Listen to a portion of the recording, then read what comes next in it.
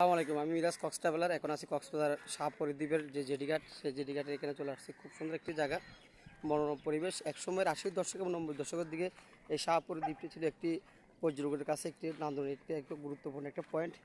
এই জায়গাটাই সেই জায়গাটা যেখানে 80 এবং 90 দশকের এখান থেকে সেন্ট মার্টিন এখান থেকে যাতায়াত করতে হতো। তো এখন আমার পিছনে যে নাপ নদী দেখতেছেন, নাপ নদীর ওই পাড়টা হচ্ছে মূলত সাগর। এই মায়ানমার যে মায়ানমার যে দেশ, সেই মায়ানমার মায়ানমার বলতে আমরা বর্মাকে বোঝাই, সেই বর্মা। এখন বাটার কারণে এখানে পানি নাই, মূলত বাটা হলো জোয়ার হলে পানি এখানে চলে আসে। এখন বাটার কারণে ওই যে জেডিঘাট লাস্ট প্রান্তে চলে গেছে আপনার পানির আর্দ্রতা। তো খুব সুন্দর একটি মনোরম পরিবেশ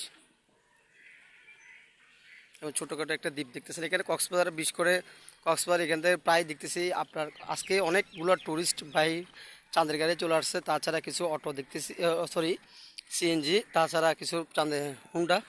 তো কক্সবাজার প্রতিনিয়ত প্রকৃতিপ্রেমী যারা পর্যটক আছে তারা এখানে ছুটে আসে শাহপরী দ্বীপে।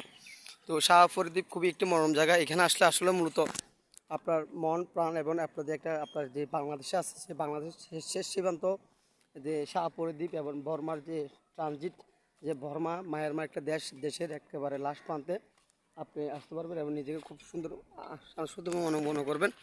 নিজের জীবনটাকে একটু খুব সুন্দর মনে করবেন, বলবেন যে আমি প্রকৃতিপ্রেমী। এবং বাংলাদেশ শেষ প্রান্তে আপনি যে ঘুরে আসছেন সেটা একটা আপনার যে গ্যালারিতে অথবা আপনার একটা স্টোরে রেখে দিতে পারবেন বাংলাদেশ শেষ প্রান্তে ঘোরার যে অভিজ্ঞতা। তো আমি মিরাজ কক্স ট্রাভেলার এখন চলে আসছি। তো আপনারা আসেন, ঘুরে যান, দেখে যান টেকনাফের শেষ প্রান্ত। আমি অনেকবার আসি কিন্তু এরকম ভিডিও করা হয় না। এই শেষ প্রান্ত এবারে একটু ভিডিও করার জন্য চেষ্টা করতেছি যেটুকু পারি।